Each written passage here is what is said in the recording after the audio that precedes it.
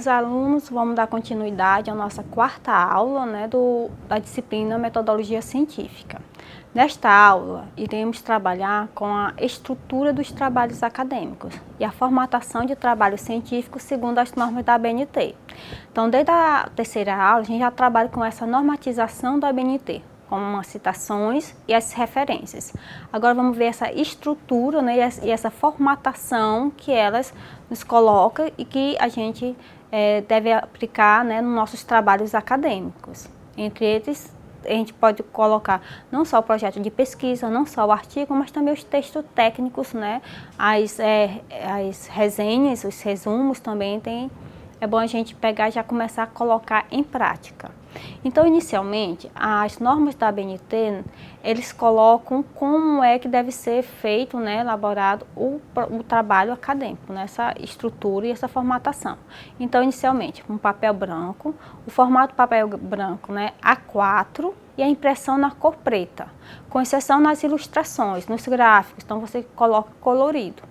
E a fonte, então, é a fonte 12, né, para todo o texto, e a fonte 10 serviria para citações longas, né, nota de rodapé e as legendas. A margem nós temos como a esquerda e a superior de 3 centímetros e a direita e a inferior de 2 centímetros. E as normas, né, elas podem ser, dentro das normas, geralmente os trabalhos só um único lado, não tem o frente e verso. Mas isso aí, se for acordado junto com o orientador, junto com o coordenador da instituição, né, e for permitido, você vai imprimir frente e verso.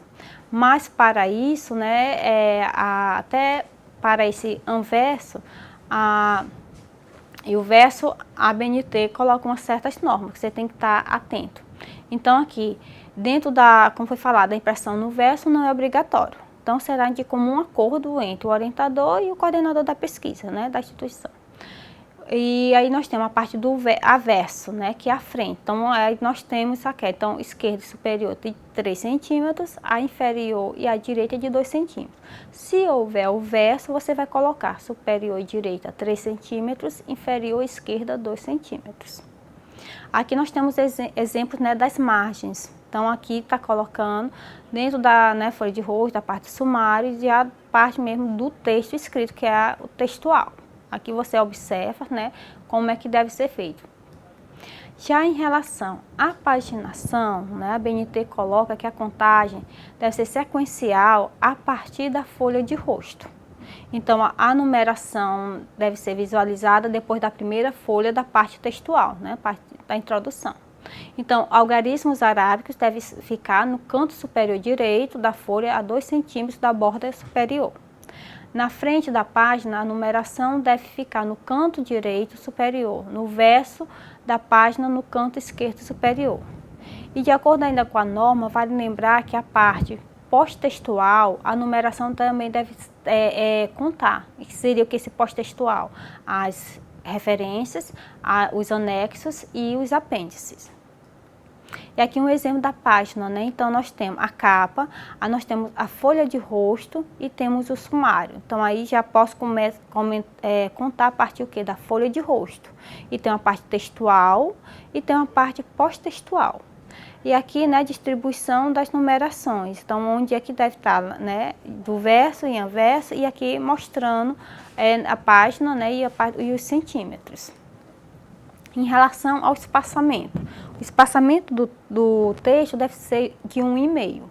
Então, quando eu coloco 2 espaços de 1,5 para separar os títulos das subseções do texto.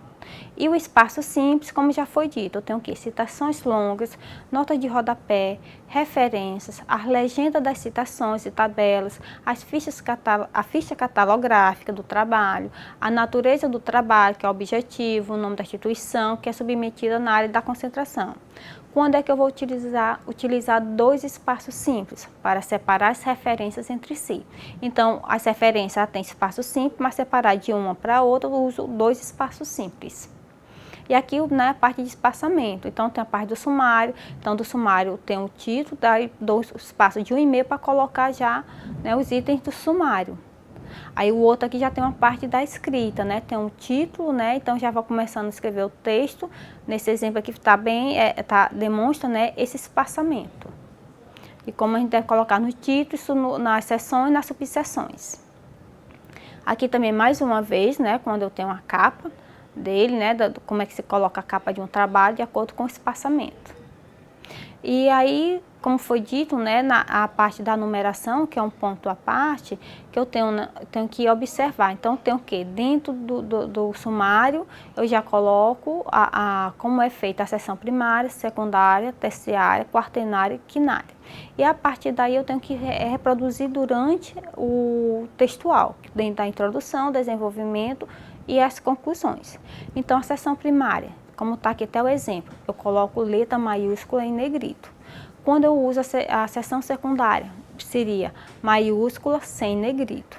A terciária, inicial maiúscula sem negrito. A quaternária, inicial maiúscula sem negrito. E também a quinária, maiúscula, né, inicial maiúscula sem negrito.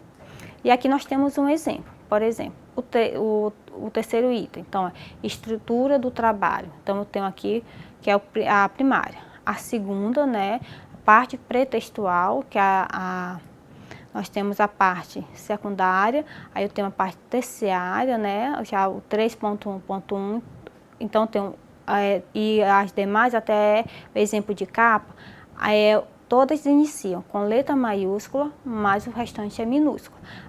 O 3 e o 3.1 sendo todos maiúsculos. O 3, né, que é a primeira seção, fica em negrito. E dentro do texto a gente já trabalhamos com as citações. Dentro das citações, né, na área textual do nosso trabalho, a gente tem as notas de rodapé. Então, as notas de rodapé, elas servem para quê? Né? Então, elas servem para a gente fazer comentários adicionais que não precisam estar na parte do texto principal. Então, muita gente coloca, diz assim, isso aí pode ficar como encher linguiça. Então, você retira, coloca o texto que fica com melhor forma de entender o que você quer falar. E algumas observações você coloca como nota de rodapé. Então, nota de rodapé são espaços simples, né, com a fonte 10. Então, aqui coloca para que se destina? Para prestar esclarecimento, para comprovar, justificar ou então esclarecer informações. Então, aqui elas não devem estar incluídas, então fica lá na nota de rodapé, que dá ênfase, eu consigo ler, não fica dentro do texto, e ali para complementar as informações, fica bem melhor. Então, as notas de rodapé, segundo a norma de ABNT, elas têm que ter uma enumeração, né, sequencial. Dentro do programa do Word, ele faz essa numeração, né? E como foi falado, o espaço é simples, fonte 10. Então, notas com mais de uma linha deve ser a partir da segunda linha, abaixo da letra da primeira palavra, porque o ênfase, né, que tem que estar em destaque é o expoente, né, o numeral.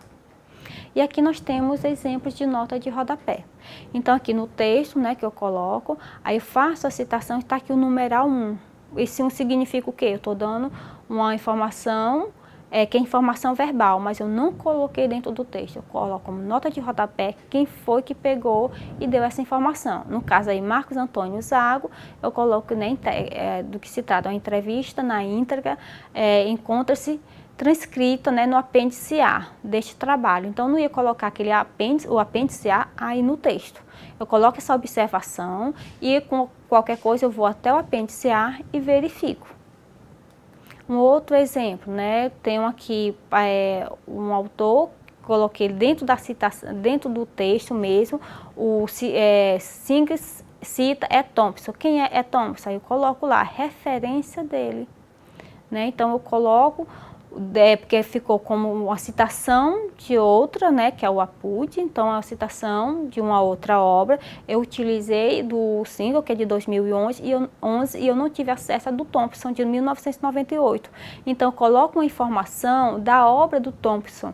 Então, quem quiser ir atrás ou tentar verificar, eu já coloco a referência e eles têm todo o acesso. Então, não precisa colocar no texto escrito, e sim como nota de rodapé.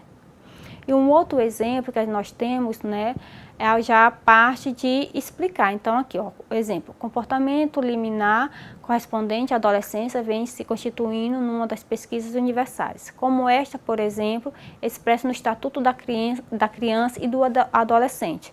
Aí eu coloco uma explicação desse estatuto, né, que é popularmente conhecido como ECA.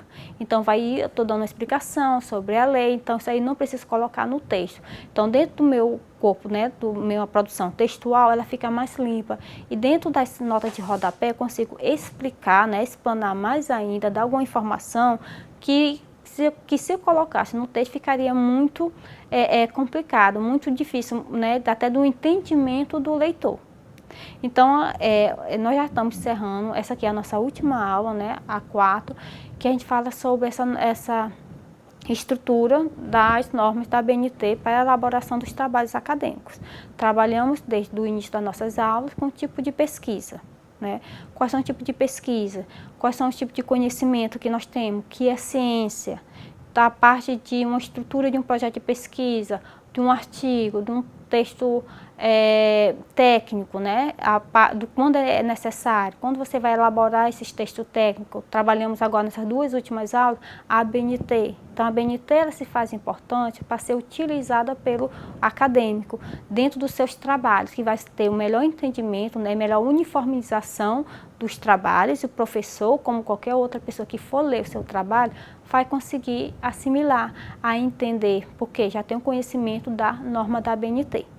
Então, com isso a gente encerramos, vamos ter nossos encontros, né? Participem dos fóruns, vamos ter nossos encontros presenciais, que vão ser mais, irei explanar mais ainda esses assuntos, né? Com atividades e tirar dúvidas de vocês. Então, qualquer coisa, é só nos procurar e estamos à disposição.